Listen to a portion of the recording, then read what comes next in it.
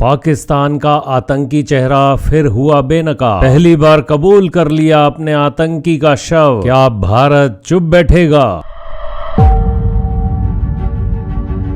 दोस्तों, first frame news में आपका स्वागत है। आज भारतीय सेना ने पाकिस्तान को फिदायीन हमलावर तबारक हुसैन का शव सौंप दिया, जिसे पाकिस्तान ने कबूल भी कर लिया। बीते शनिवार को रजौरी के आर्मी हॉस्पिटल में इलाज के दौरान दिल का दौरा पड़ने से तबारक हुसैन की मौत हो गई थी, जिसे सेना ने जम्मू कश्मीर के रजौरी के नौशेरा सेक्टर से घुसपैठ करने की कोशिश करते हुए पकड़ा था। बात बात पर कश्मीर का राग अलापने वाला पाकिस्तान हमेशा ही खुद को पाक साफ साबित करने की कोशिश में लगा रहता है। पुलवामा हमले से लेकर अब तक ना जाने कितनी ही साजिश रचने वाले पाकिस्तान में इन दिनों बाढ़ का तांडव चल रहा है। ऐसे में आवाम की राहत के बारे में सोचने के बजाय वो भारत की सीमा पर आतंकी घुसपैठ करवाने में लगा हुआ है। 21 अगस्त को पीओके के फिदायीन आत्मघाती हमलावर तबारक हुसैन को एलओसी पर घुसपैठ करने की कोशिश करते हुए पकड़ा गया था। इस दौरान उसे पैर और कंधे में गोली लगी थी। पकड़े जाने के बाद हुई पूछताछ में तबारक हुसैन ने बताया कि उसे भारत में एक आत्मघाती मिशन के लिए भेजा गया था। उसने सेना की पोस्ट पर फिदायीन हमले की पूरी तैयारी कर ली थी। वह घुसपैठ की कोशिश में ही था कि भारतीय जवानों ने उसे पकड़ लिया। तबारक ने पूछताछ के दौरान यह भी खुलासा किया कि पाकिस्तान खुफिया एजेंसी ISI के एक कर्नल रैंक के अधिकारी चौधरी यूनुस ने भारतीय सेना की चौकी पर हमला करने के लिए 30,000 रुपए दिए थे। 32 साल का तबारक हुसैन पाकिस्तान के कब्जे वाली कश्मीर में कोटली के सब्जकोट गांव का रहने वाला था। ANI को दिए गए एक इंटरव्यू के दौरान भी उसने पाकिस्तान की पोल पट्टी खोल दी। उसने यह भी बताया कि वह अकेला नहीं आया था, बल्कि उसके साथ 4-5 लोग थे और वे एक बड़े हमले की योजना बना रहे थे। आतंकी ने कहा कि उसने सेना की चौकी पर फिदायीन हमले की पूरी तैयारी कर ली थी। तबारक हुसैन LOC पर घुसपैठ की कोशिश कर रहा था, तभी सेना के जवानों की नजर उस पर पड़ी। जवाबी फायरिंग में उन्हें गोली मार दी गई और उन्हें जिंदा पकड़ लिया गया। आतंकी ने बताया कि उसे 4-5 बंदूकें भी दी गई थी। उसने बताया कि गोली लगने के बाद उसने अपने साथियों को मदद के लिए बुलाया था, लेकिन कोई नहीं आया। उसने स्पष्ट रूप से कहा कि उन्हें सैनिकों को पर फिदायीन हमले करने का आदेश दिया गया था। उससे पहले भी ISI ने तबारक हुसैन और उसके भाई अली को LOC पर IED लगाने के लिए 2016 में भेजा गया था। तब तबारक और उसके भाई को पकड़ लिया गया था। बाद में तबारक को पाकिस्तान को सौंप दिया गया। उसने बताया कि वह पिछले 6 महीनों से जैश-ए मोहम्मद और लश्कर-ए-तैयबा से इस हमले की ट्रेनिंग ले रहा था। 2 दशक तक आतंकवाद के मसले पर झूठ बोलने वाले पाकिस्तान को देखकर गिरगिट भी शर्मा जाए। यह वही देश है जो भारत को नीचा दिखाने के लिए किसी भी हद तक जा सकता है, चाहे वह अपनी आवाम को भूखा ही क्यों न मार दे। लेकिन अब वक्त आ गया है कि भारत भी पाकिस्तान को उसी के अंदाज में सबक सिखाने की तैयारी शुरू कर दे। पाकिस्तान सुधरने वाले देशों में से नहीं। बाढ़ की आड़ में और मदद के नाम पर वहां के आतंकवादी गुट अभी भी आतंकवादियों की भर्तियां कर रहे हैं।